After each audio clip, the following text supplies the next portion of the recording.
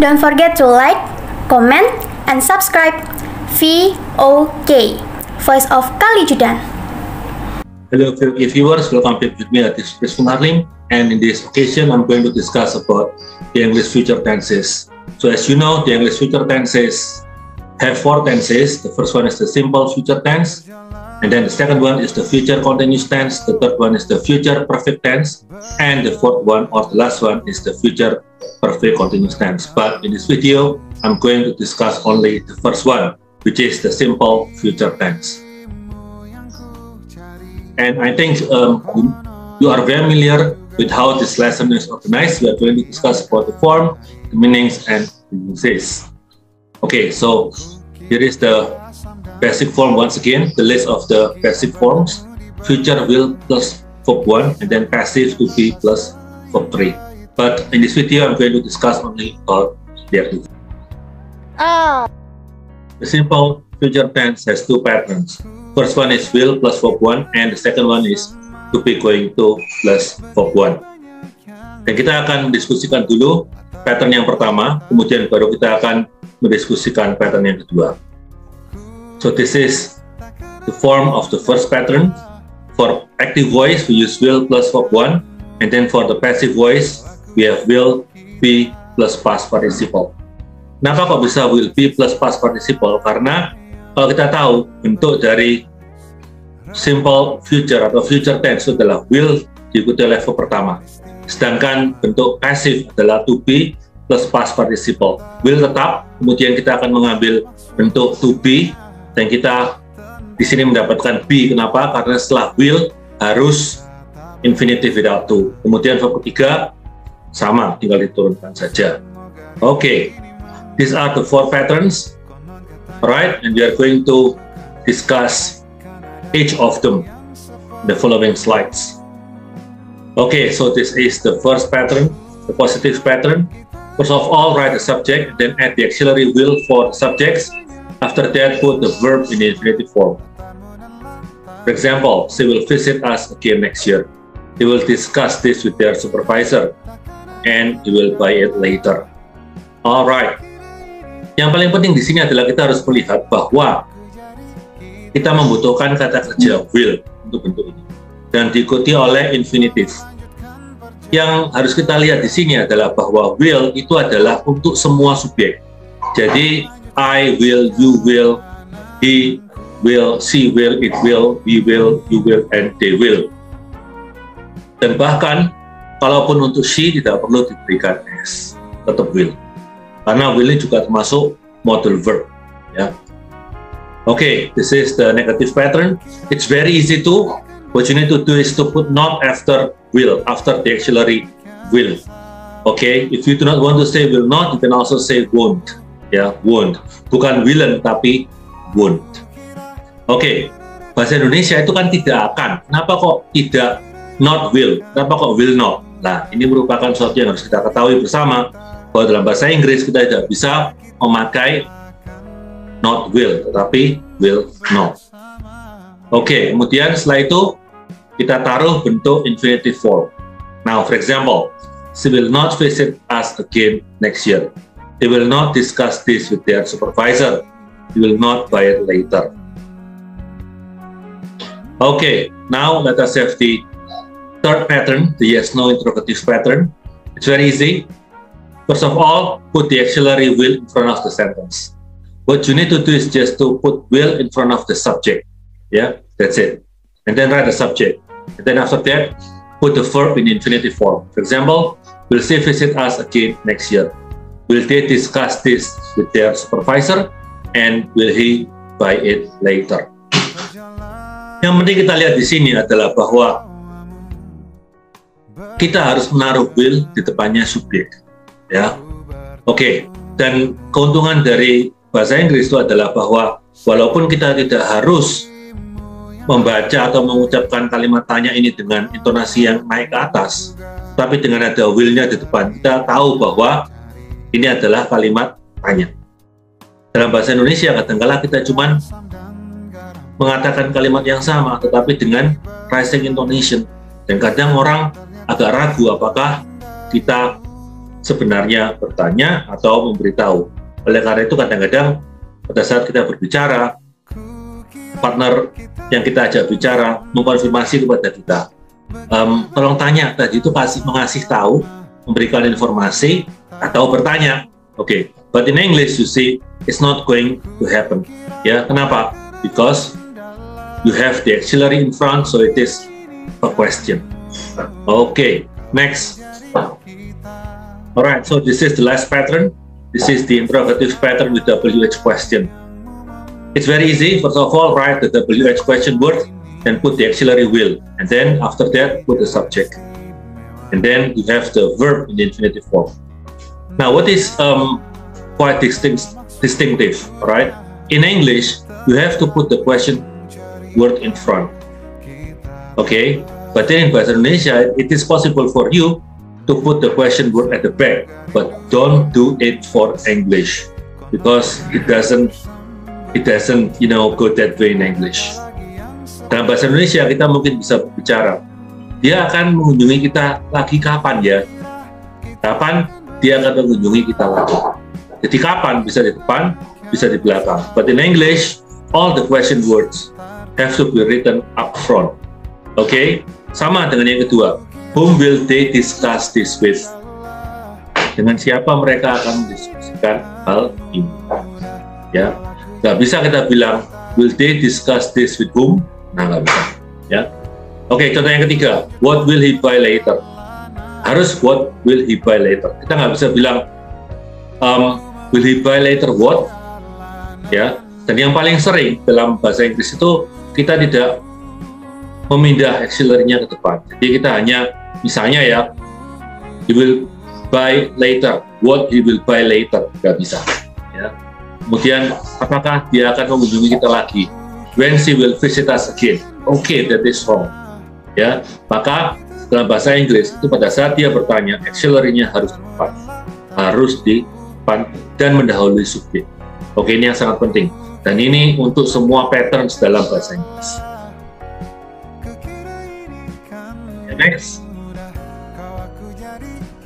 So this is the second pattern, the to be going to. Yang kita namakan dengan future itu adalah simple future. Maka kalau dia simple, ya dia pakai verb pertama. Dan ini menggunakan rumus to be going to plus verb one. Dan yang harus kita lakukan di sini itu adalah bahwa kita harus mengganti to be menjadi am, is, atau are.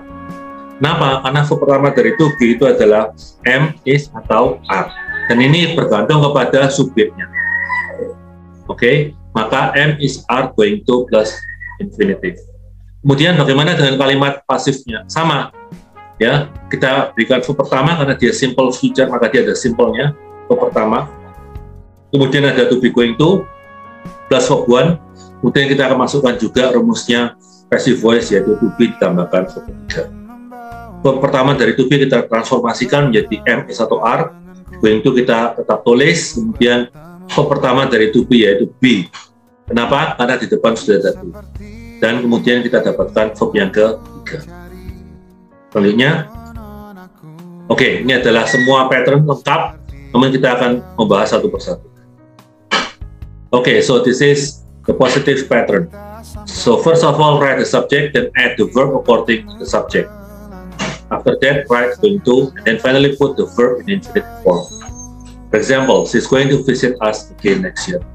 They are going to discuss this with their supervisor, and is going to buy it later. Oke, di sini kita punya is, are, is, ya. Kenapa? Ini menyesuaikan dengan subjeknya. Kalau I bagaimana? I am. Ya, seperti itu. Kemudian bagaimana dengan bentuk negatif? Negatif gampang sekali. Yang kita butuhkan hanyalah not, ya, seperti biasa. Tetapi kita harus meletakkannya setelah subjeknya. For example, she's not going to visit us again next year. They are not going to discuss this with their supervisor. He's not going to buy it later. Yeah. Now, what about the yes/no interrogative pattern? It's very easy. What you need to do is to move the auxiliary am, is, or are in front of the subject. Yeah, and then that's it. Yeah, because it is a question. Do not forget to put the question mark. So we have, is he going to visit us again next year? Are they going to discuss this with their supervisor? Is he going to buy it later? Yeah, so it's very easy. In Bahasa Indonesia, we use apakah once again. But then in English, what we need to do to replace apakah is just to move the to be or other auxiliaries in front of the subject. And this is good for all tenses. And this is the last pattern, the WH question word. Yeah, so question with WH question word. It's very easy. What you need to do is just to put the WH question word in front, and then what about the rest? The order of the rest is just the same with the yes/no question.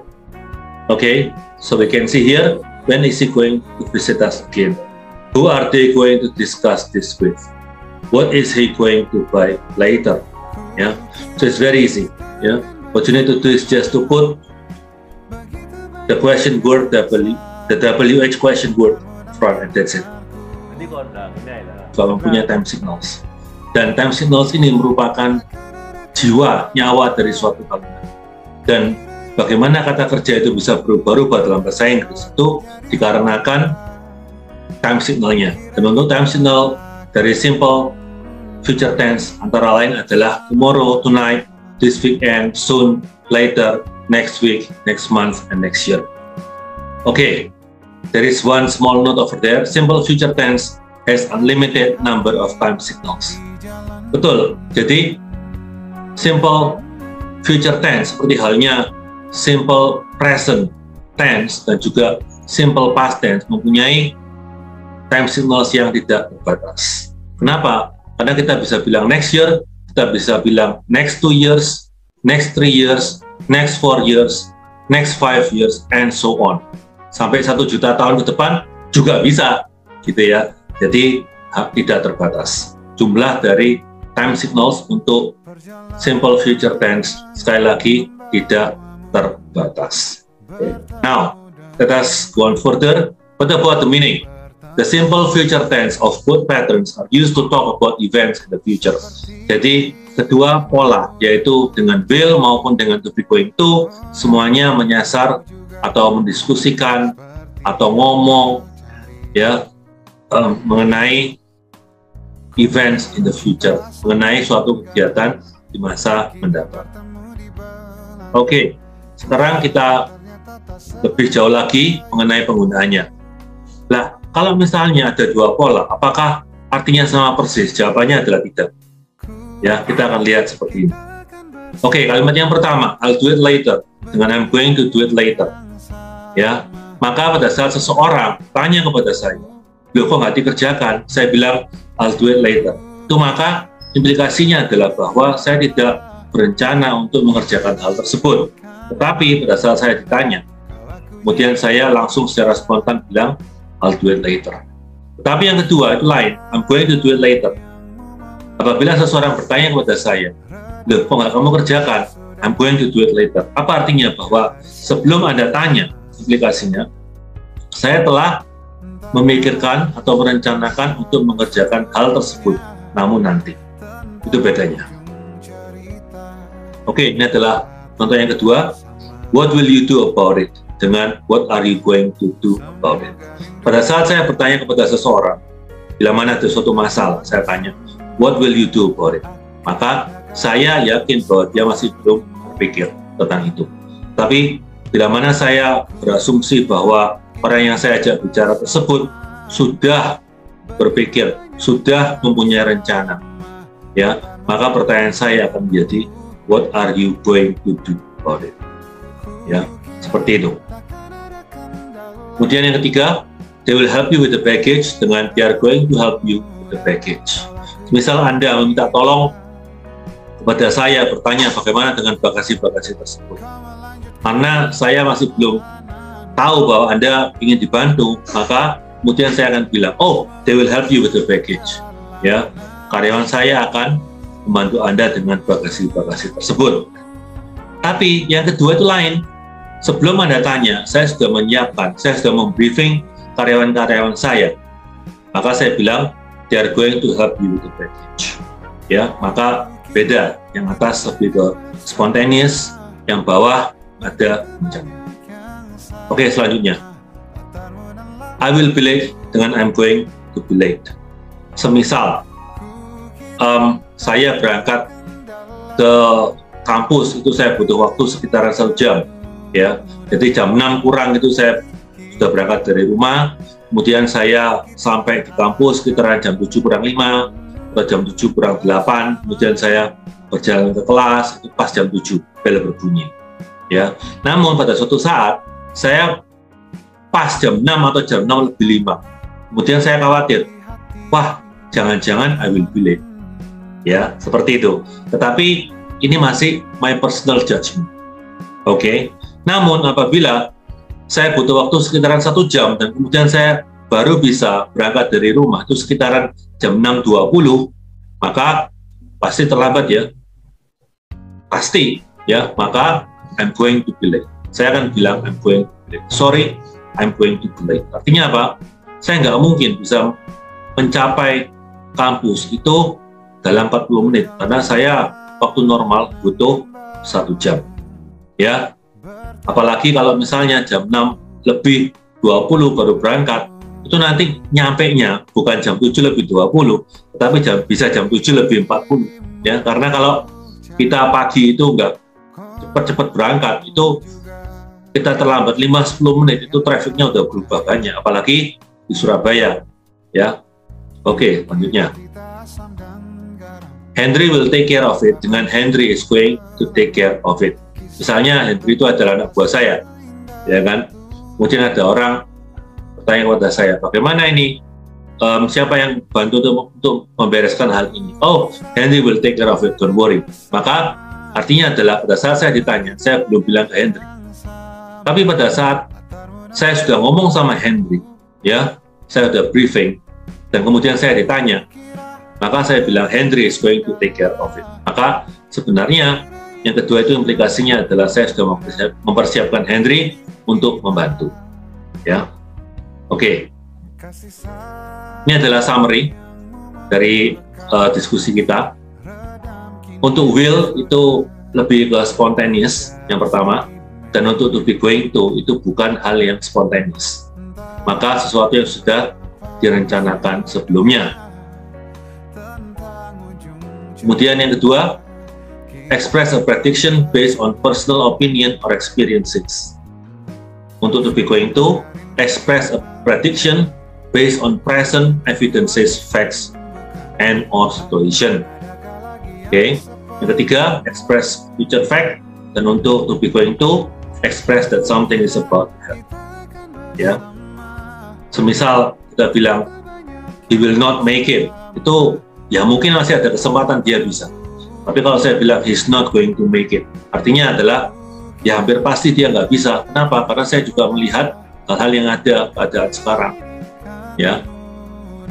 Oke, misalnya sekarang ini musim penghujan, ya, maka saya lihat bahwa awannya gelap sekali, terus kemudian ada gelegar halilintar, gitu ya. Kemudian udaranya sudah berbau lain, anginnya udah dingin, gitu kan. Maka saya bilang it's going to rain, ya, bukan it will rain.